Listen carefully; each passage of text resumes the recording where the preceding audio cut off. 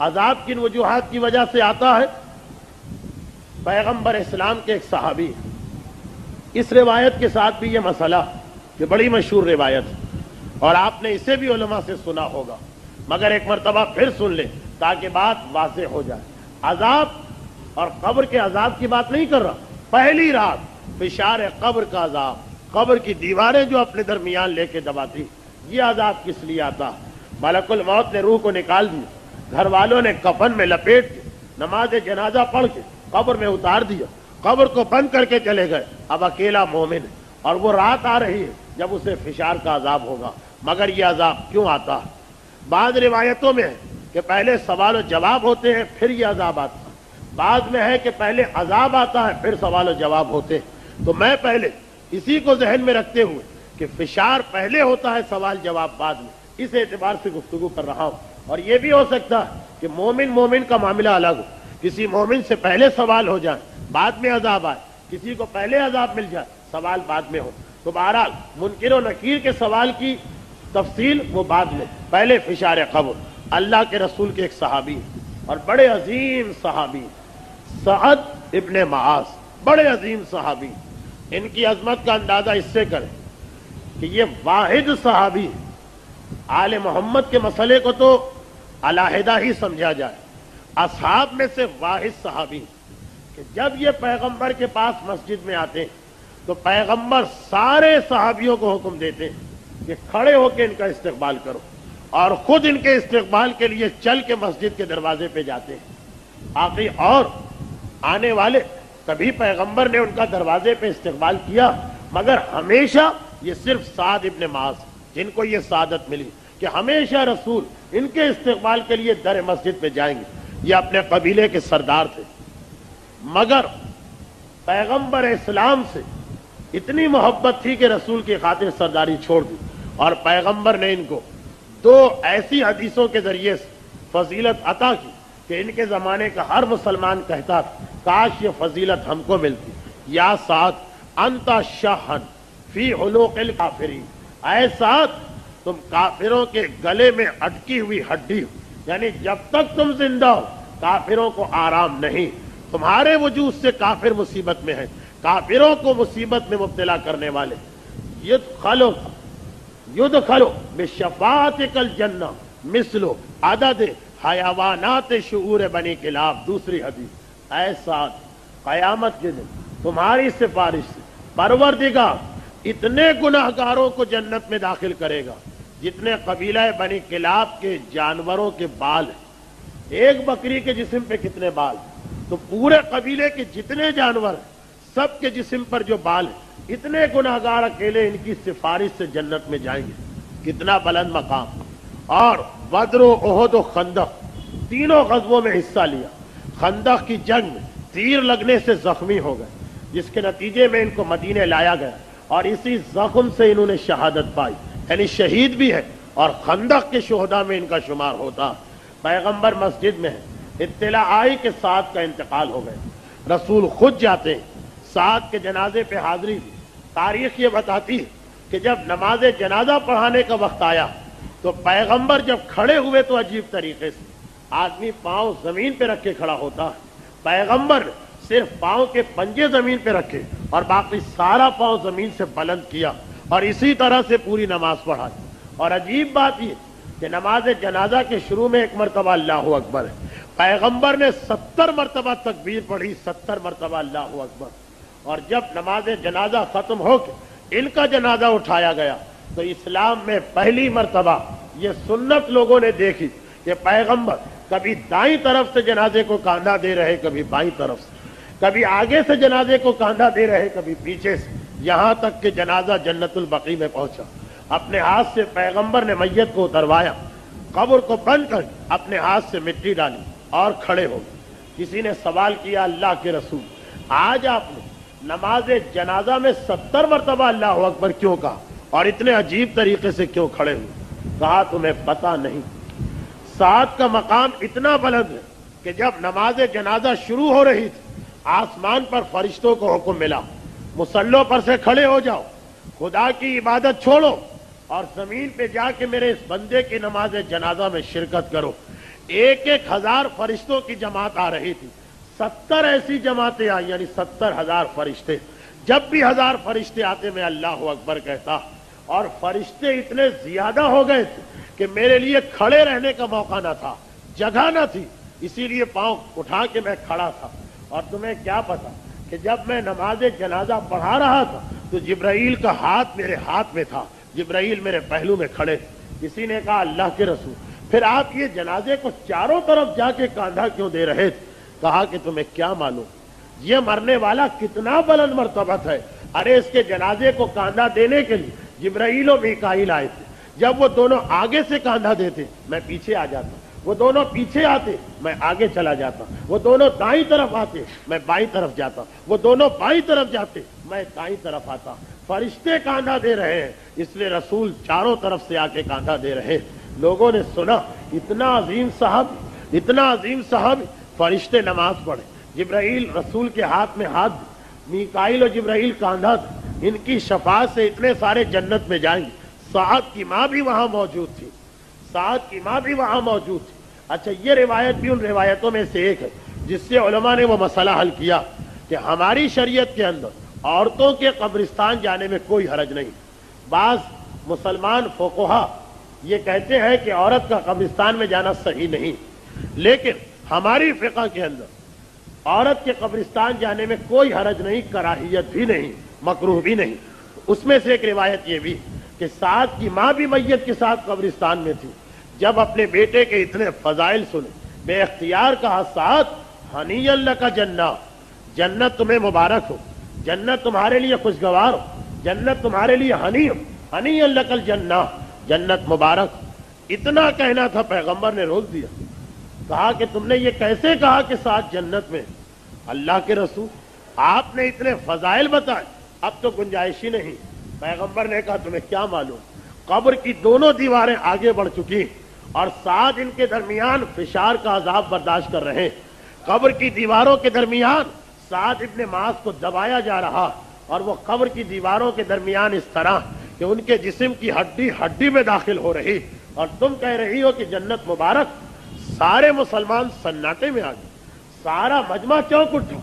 अरे इतना बड़ा सहाबी, रसूल इस्तिकबाल को खड़े हो जाए, जन्नत में इनकी शफाअत से लाखों नहीं करोड़ों गुनाहगार जाए। नमाज जनाजा के लिए फरिश्ते आसमान की इबादत बन करके उतर के आए, कांधा देने के लिए जिब्राइल और मीकाईल आए, और इनको भी फिशार कब्र का अजाब। अल्लाह के रसूल ये अजाब किस लिए मिल रहा? कहा फकत एक वजह से, बीवी के साथ इंतहाई सख्ती से गुफ्तगू करते थे, अखलाक के मामले में बीवी के साथ सही न थे। पैसे तो खुश अखलाक थे, बेहतरीन मुसलमान थे, लेकिन जैसा कि बाज लोगों का तरीका आपने देखा होगा कि दुनिया भर के लिए उनके पास खुश अखलाकी, बीवी के साथ सख्ती से बात, झड़क के बाद, ताना दे के बाद, हमेशा ऐसा कि जैसे उस पर कोई इल्जाम लगाया जा रहा। साथ तो खैर ऐसे न थे, मगर सख्ती से बात करते थे, यानी कभी मुस्कुराकर नहीं, कभी नरमी से नहीं, कभी खुशगवार लहजे में नहीं। पैगंबर ने कहा सारी जिंदगी इनकी बीवी अपनी जगह इसे बर्दाश्त करती रही, मगर आसान नहीं होता इसको बर्दाश्त करना। तलवार का जख्म खाना आसान, जबान का जख्म ज्यादा मुश्किल। आज उस मजलूमा की वजह से इतने अजीम सहाबी रसूल को फिशार कब्र का अजाब मिल रहा। तो पता चला कि फिशार कब्र के अजाब की पहली वजह अखलाक की खराबी, और खास तौर पर घर वालों के साथ अखलाक की खराबी, यानी किसी मोमिन के दिल को दुखाना, किसी मोमिन के दिल को तकलीफ पहुंचाना। मैं अक्सर ये जुमला मजलिसों में पढ़ा करता हूं कि देखिए एक अजीब बात ये, पता नहीं कि ये बात कहां से हमारे जहनों में आ गई कि जब कभी हुकूक मोमिन बयान किए जाए कि मोमिन का ये हक है, मोमिन के हक की अहमियत बताई जाए, और वो गुनाह बताए जाए जो मोमिन की वजह से हराम है। हुकूक मोमिन, मदद करो, हाजत पूरी करो, उसका दिल खुश करो, उसे राजी करो, उसे हदिये दो, सलाम में पहल करो, अगर वो कोई काम कर रहा है आगे बढ़ के मदद करो, देखो उसकी गीबत ना करो, देखो उसकी तौहीन ना करो, देखो उसे गाली ना दो, देखो उसे बुरा भला ना करो। तो हर सुनने वाला बहुत मुतासिर होता है। ये सब हमें करना चाहिए, मगर यह ख्याल दिल में नहीं आता कि ये हदीसें फकत गैरों के लिए नहीं, घर वालों के लिए भी, औलाद के लिए भी, बीवी के लिए भी, भाई बहनों के लिए भी। पहला ख्याल यही आता کہ اس سے مراد پڑوسی ہے، عام مومن ہے، مسجد میں ملنے والے ہیں، ہمارے دوست ہیں، یہ ان کا حق ادا کرنا، جبکہ حقوق مومن میں جتنی باتیں بتائی گئی ان سب کا پہلا تعلق بیوی اور بچوں سے، اخلاق پہلے ان کے ساتھ، ان کی بھی توہین حرام، انہیں بھی برا بھلا کہنا حرام، ان کا بھی دل توڑنا حرام، ان کی مدد کرنا بھی ثواب، ان کے کام میں ہاتھ بٹانا بھی بہتر۔ مگر یہ عجیب بات کہ حقوق مومن کا سارا مطلب غیروں کے لیے لیا جاتا ہے، اپنوں کے لیے نہیں، اور یہی وہ بدترین گناہ جو دنیا میں تو شاید آپ کو پتہ نہ چلے، اس لیے کہ بیوی اور بچے تو شوہر اور باپ کے مقابلے میں کمزور مانے جاتے ہیں، وہ بولے تو کیا بولے، سارا معاشرہ ان کو برا بھلا کہے گا، لیکن قبر میں جانے کے بعد اس مظلومہ یا مظلوم اولاد کو تکلیف پہنچانے کا نتیجہ اس شخص کے سامنے آئے گا۔ جب سعد جیسا صحابی نہ بچ سکا تو ہمارا اور آپ کا کیا مقام و مرتبہ ہے۔ یہ آپ نے خندق کے شہید کا واقعہ سنا، خیبر کے شہید کا واقعہ سن لیں، فشار قبر کی دوسری بات آپ کے سامنے آئے گی۔ خیبر کا غزوہ، خیبر کی لڑائی اسلام کی اہم ترین لڑائیوں میں سے ایک ہے۔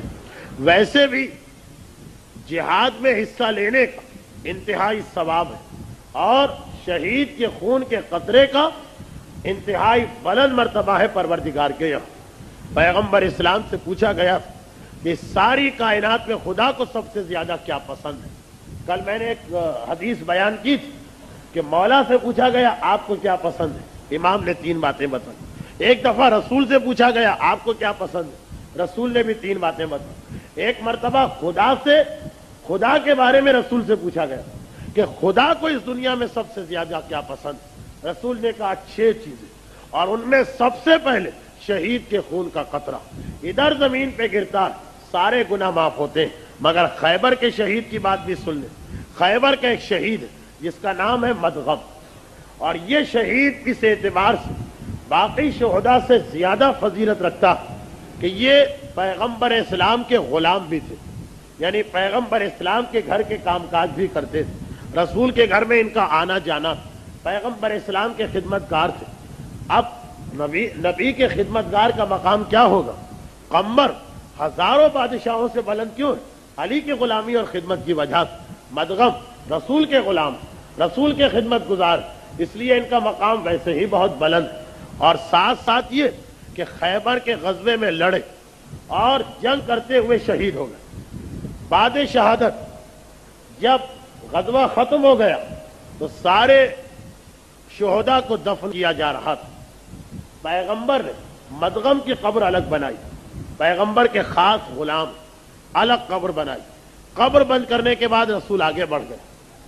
پیغمبر اسلام قبر بنواتے جاتے ہیں، مسلمان ایک ایک قبر پہ آتے ہیں اور آنے کے بعد مرنے والے کو مبارکباد دیتے ہیں۔ مسلمان اب مدغم کی قبر پہ آئے، مبارک ہو جنت، شہید بھی ہو رسول کے غلام بھی ہو، جنت کے باغ میں ٹہل رہے ہوگے، ہماری جانب سے مبارکباد لو اور ہمارے لیے دعا کرو۔ شہید مرتا نہیں، وہ ساری گفتگو سنتا۔ پیغمبر اسلام واپس آئے، کہا کہ تم مدغم سے یہ کہہ رہے مگر تمہیں کیا پتا کہ بیچارے کی اس وقت کیا حالت۔ لوگ چونک اٹھے، اللہ کے رسول شہید، اس کے بارے میں بھی یہ سوال کہ اس کی کیا حالت؟ پیغمبر نے کہا کہ ہاں، تم سمجھ رہے ہو کہ یہ جنت کے باغ میں ٹہل رہا ہو، مگر ادھر قبر بند ہوئی، فشار قبر کا عذاب شروع ہو گیا اور ساری قبر آگ سے بھر گئی اور قبر کی دیواریں اس کو اپنے درمیان لے کے دبا رہی۔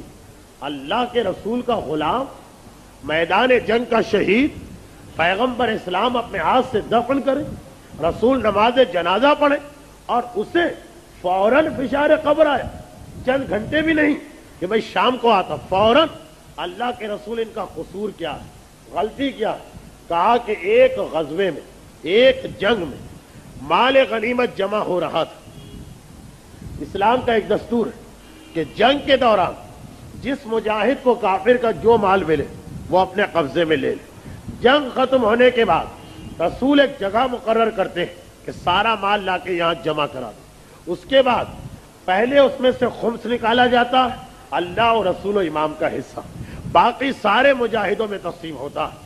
مدغم کے بارے میں رسول نے کہا کہ ایک غزوے میں سارا مال غنیمت جمع کیا گیا، انہوں نے بھی کئی چیزیں جمع کرائی، مگر ایک چادر ایک کافر کی ان کے ہاتھ میں آ گئی، چادر کے یہ مستحق تھے، یعنی ان کے پاس چادر نہیں تھی، یہ چادر جو ہاتھ میں آئی तो इन्होंने सोचा कि माल गनीमत में से मुझे हिस्सा मिलेगा, पता नहीं क्या मिले, सब एक जैसी चीजें तो है नहीं, किसी को चादर मिलता है, किसी को कपड़े मिलते हैं, किसी को पैसे मिलते हैं, और मैं चादर का हकदार, अगर एक चादर में रख लूं जबकि मेरा हक भी है, मुझे मिलेगी भी बाद में, तो क्या हरज। वो माल गनीमत की चादर को छुपा लिया, उसके नतीजे में आज ये फिशार कब्र में मुब्तला। शहीद का हर गुनाह माफ होता, लेकिन अगर किसी का कर्जा अपनी गर्दन पे ले गया वो माफ नहीं होता। कर्जे में खुम्स भी आ जाता, कर्जे में हक़ नाज भी आ जाता। तो मदगम को अजाब क्यों आया?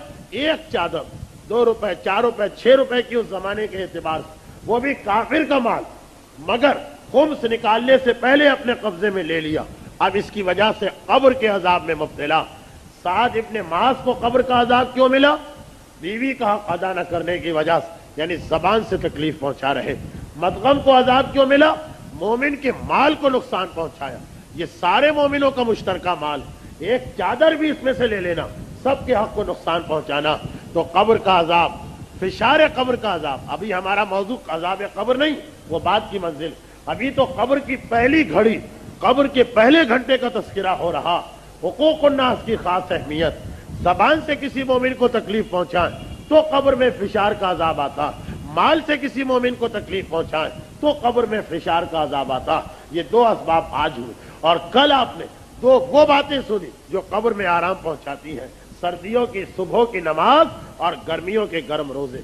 तो 2 वो चीजें जो कब्र के अजाब को दूर करती, 2 वो चीजें जो अजाब कब्र को लेके आती।